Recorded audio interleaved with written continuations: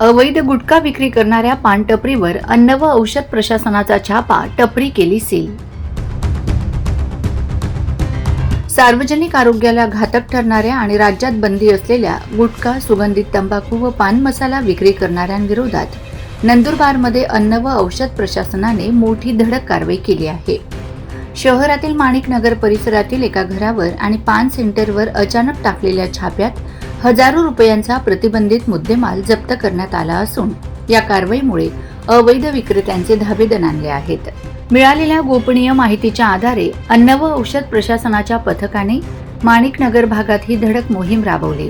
एका संशयित घरावर आणि परिसरातील पानटपरीवर अचानक तपासणी करण्यात आली असता तिथे विक्रीसाठी लपवून ठेवलेल्या सुगंधित तंबाखू, जर्दा आणि विविध कंपन्यांचा पान मसाला आढळून आला.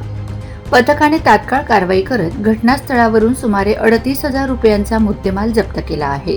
महाराष्ट्रात प्रतिबंधित असलेल्या तंबाखूजन्य पदार्थांची बेकायदेशीर साठवणूक आणि विक्री केल्याप्रकरणी संबंधित आरोपींविरोधात अन्न सुरक्षा मानके कायद्याअंतर्गत गुन्हा दाखल करण्यात आला आहे.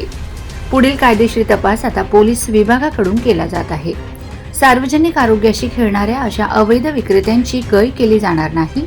प्रतिबंधित तंबाखूजन्य पदार्थांची तस्करी, साठवणूक किंवा विक्री करणाऱ्यांविरोधात आगामी काळातही अशाच प्रकारच्या तीव्र कारवाया सुरूच राहतील.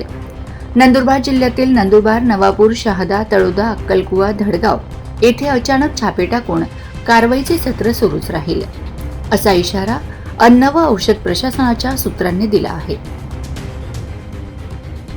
Bureau report, Navapur express news, Nandurbar.